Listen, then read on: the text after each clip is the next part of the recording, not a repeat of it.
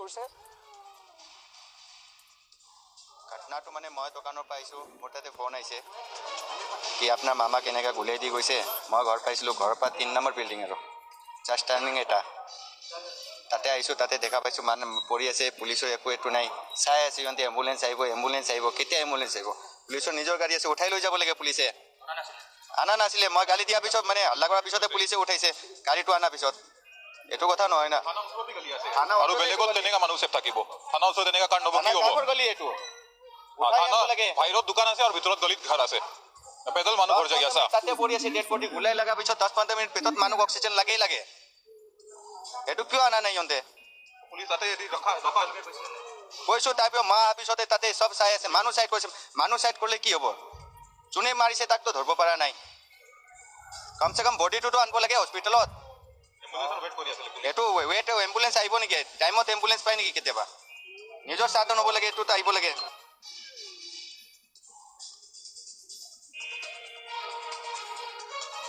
আৰক্ষীৰ অনুসন্ধান তীব্ৰতৰ, কিন্তু এই মুহূৰ্তত কোনে কি ধৰণৰ কি উদ্দেশ্যত এই হত্যাকাণ্ড সংঘটিত কৰিছে সেই কথা এতিয়াও স্পষ্ট হোৱা নাই, কিন্তু আৰক্ষী অভিযান তীব্ৰতৰ কৰি তুলিছে। কোৱাটো গম নাপাওঁ, খুব ঠাণ্ডা মানুহ, কাৰো লগত মাত বোলো তেনেকৈ নকৰে। আমি এনেই জানো আৰু ৰাতিপুৱা যায় আহে, বিজনেছ কৰে, বিবাহিত।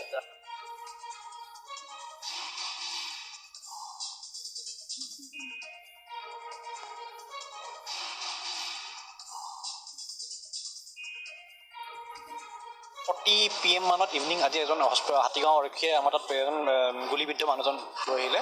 তেখেতৰ নাম হেমন্ত চাউচৰীয়া, 42 years old। আমি তেখেতক ডক্টৰে পৰীক্ষা কৰোঁতে আমি ব্ৰড ডেড হিচাপে পাইছোঁ আৰু এটা বুলেট ইঞ্জুৰি পাইছোঁ আমি ইন দ্য চেষ্ট।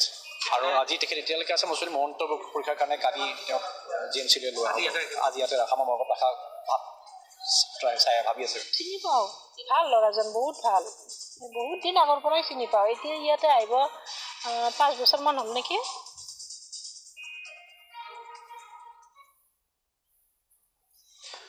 আন এক ব্ৰেকিং নিউজ, জাগিৰোডত পিষ্টল দেখুৱাই প্ৰবক্তাক ভাবুকি। মৰিগাঁও আৰক্ষীৰ বিশেষ শাখাৰ হাবিলদাৰ নুৰুদ্দিন আহমেদে জাগিৰোড কলেজৰ প্ৰবক্তা ঋষিকেশ কলিতাক পিষ্টল দেখুৱাই ভাবুকি দিয়ে। প্ৰবক্তা ঋষিকেশ কলিতাৰ বাহনত বাইকেৰে নুৰুদ্দিনে খুন্দিওৱাৰ পিছতে তৰ্কাতৰ্কি হয় দুয়োৰে মাজত, আৰু ইয়াৰ পিছতে হাবিলদাৰজনে হাতত থকা ছাৰ্ভিচ পিষ্টলেৰে ভাবুকি দিছিল প্ৰবক্তাজনক।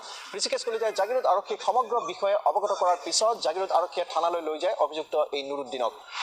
আৰু এজন হাবিলদাৰ, আৰু এই হাবিলদাৰজনে মৰিগাঁও আৰক্ষীৰ বিশেষ শাখাৰ এই হাবিলদাৰ নুৰুদ্দিন আহমেদে জাগিৰোড কলেজৰ প্ৰবক্তা ঋষিকেশ কলিতাক পিষ্টল দেখুৱাই ভাবুকি দিছিল। ঋষিকেশ কলিতাৰ বাহনত বাইকেৰে নুৰুদ্দিন আহমেদে খুন্দিয়াইছিল, আৰু তাৰপিছত তৰ্কাতৰ্কি হোৱাৰ পিছত পিষ্টলেৰে ছাৰ্ভিচ পিষ্টলেৰে ভাবুকি দিছিল নুৰুদ্দিনে প্ৰবক্তা ঋষিকেশ কলিতাক। আৰু বৰ্তমান জাগিৰোড আৰক্ষীৰ জিম্মাত আছে এইজন হাবিলদাৰ নুৰুদ্দিন আহমেদ।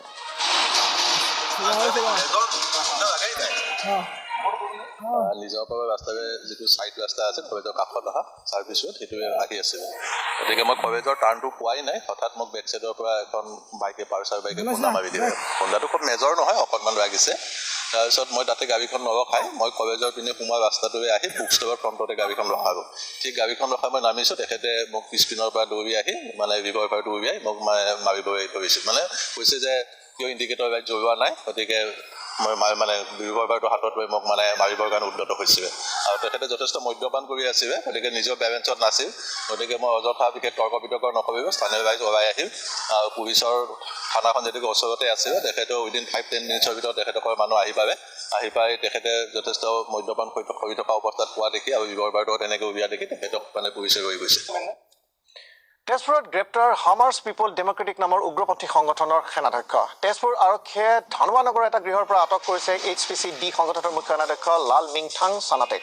চানাতে মেঘালয়ৰ NCP প্ৰাৰ্থী জনাথন চাংমা হত্যাৰে জড়িত থকাৰ সন্দেহ কৰিছে আৰক্ষীয়ে। আৰু এইজন উগ্ৰপন্থী লাল মিংথাং চানাটেক আৰু তেজপুৰত গ্ৰেপ্তাৰ হৈছে হামাৰ্ছ পিপল ডেমক্ৰেটিক নামৰ এই উগ্ৰপন্থী সংগঠনটোৰ এইজন সেনাধ্যক্ষ।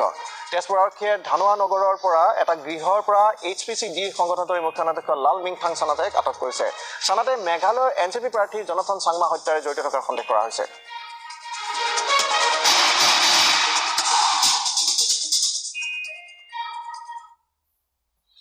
এজন ব্যৱসায়িক ধন দাবী কৰা ঘটনাৰ সন্দৰ্ভত সোণাপুৰত মহানগৰ অপৰাধ অনুসন্ধান শাখাৰ অভিযান।